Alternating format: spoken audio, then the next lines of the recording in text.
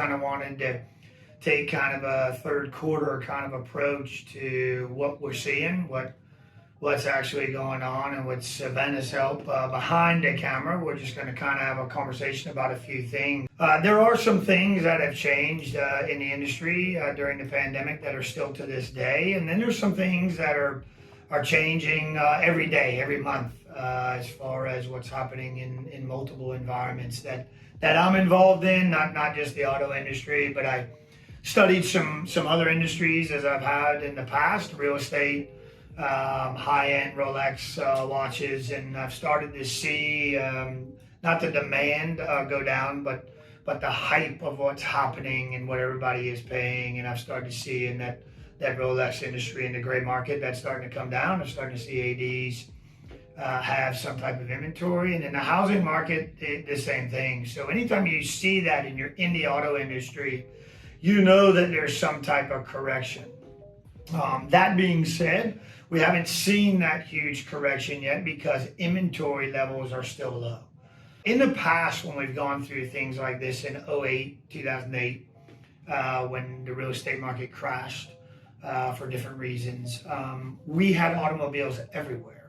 So it wasn't like we could maintain that sales efficiency and there not being cars sitting around because the factory had them, they were building them, the production was coming. And now what people keep saying they think is that the auto industry will take some type of decline, and prices and used cars have started to, as we've talked about, level out. The advantage of buying a car 2 years old, coming in, getting over MSRP, and buying a car either at MSRP or whatever other stores are charging is kind of, that gap's kind of closing. We're getting a little nervous in this side of the business with used car values. And the big conglomerates that I look at, and I follow the CarMaxes of the world, who are over-appraising cars as well. Carvana, who was doing the same thing, have now started to restrict what that dollar amount that they're given. The big issue with those appraisals and those values is it takes a long time to collect all of that data of what we're doing inside these walls, what people's trade-ins, what's happening at the big auctions around the world. That data trickles down, and it takes time for KBB or JD Power to start to adjust their values that you guys as a consumer would see start to dip. So sometimes that takes time for the data to get across, and you have to be kind of aware and a student of that knowledge inside these walls. So what I have seen as far as new cars, there aren't production lines open up and cars flowing in all the time. I've seen kind of the factory side of being comfortable with selling every vehicle either before it gets here or as it gets here, and then they just replace that inventory. And I don't think through the end of this year that's going to change, and maybe well into the first or second quarter of next year. Okay, so you've had it for maybe a year and a half? 2 years. 2 years, okay. So she's had it for 2 years. I hope you post this after what we just said for the video. And so certain automobiles are still bringing a crazy value. And Megan, you don't mind if you're on camera? Is that okay? Yeah, that's fine. Yeah. So Megan has a 2020 Elantra Value Edition that had an original MSRP at $21,770, and we're going to honor this appraisal. You may want to black that out, but yeah, we're going to give her $20,000 for it to trade it. And she didn't buy it new, so she bought it pre-owned and got the depreciation already. I would imagine what you paid for it doesn't matter to me.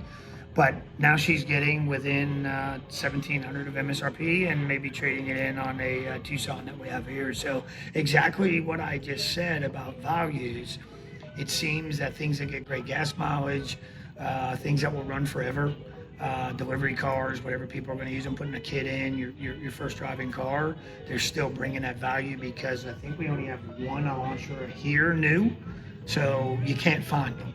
And it makes sense to do what we're talking about because 20 grand is 20 grand for a $21,000 car. I think it's phenomenal. I do see the wants and needs of consumers changing a little bit.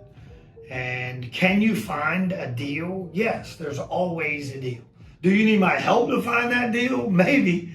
And I'll be more than happy in any environment if it's not cars that we have, or but I'd love to give people some advice of what I think that might still allow them to weed their way through these desperate times when they need a car and they need it in a hurry. What maybe that can be done to save some money. Then I look at it from last year and what prices were. I think people are already saving money now this year. So I think buying a new car still at this point is still a good option, depending on what the dealership is doing to control their pricing as well. So definitely trading, definitely maybe downsizing. There's a whole bunch of different avenues. But when you find yourself in a desperate need versus a want, then the wait time, you're not able to do that. And that's when I think I can help to maybe steer you in the right direction after almost 30 years of doing this. So I'd be more than happy to do that. I'm not asking you to go find a link in our bio that charges you money. I'm not asking you to join this or join that. All you gotta do is send a message to us, and I'll be more than happy to call you and maybe even call the dealership and try and help you in your market. I know Savannah and I talked about coming up at some point when I'm done doing a little travel that I have. I might even fly out to someone and go with you to the dealership without them maybe knowing who we are, other than we'll be filming it, and maybe assist, and not in a beat up, tactful, obnoxious way, but just I know the right thing sometimes to say to kind of help people out. So yeah, I'm offering you that for free. You don't have to take advantage of it, but I'd be more than happy to get on the phone and see if I can help save people money. And if it's here, we'll definitely save some money if you're interested in a Subaru or Hyundai or Genesis or anything else that we can sell. We really appreciate your support. Subscribers are starting to add up. Our videos are starting to get some great views, and we're going to keep the channel going as much as it pains me to keep paying Savannah. We're going to do it for now because it's working, and we're just trying to do something that everyone else isn't doing. And there's always a charge, or there's always a hook for what other people are willing to give their advice for. And I'm trying to do that to set a legacy of when I'm not here, that I did give back and I gave what I have in my brain to someone who desperately was on the other side trying to purchase something. So I'll be more than happy to help in any purchase. And I think we've talked about I would even help if you have a set of employees or associates that maybe need some guidance. I'd be more than willing to help in that avenue as well. So I would say that I've seen it all, but in today's era, it's always changing. And I am a student of the game to study what's going on. I can't predict the future yet. But I predict that we're going to have a whole bunch of subscribers and a whole bunch of views. So I know you don't see a lot of people that say they're willing to give their time for free, but that's what I'm willing to do. So take advantage of it while I'm still around. Hopefully you'll be able to see what's coming up next, and maybe next week we should have a different model of a vehicle to show you guys. Anyway, thanks for all the support, and hope you guys have a good week.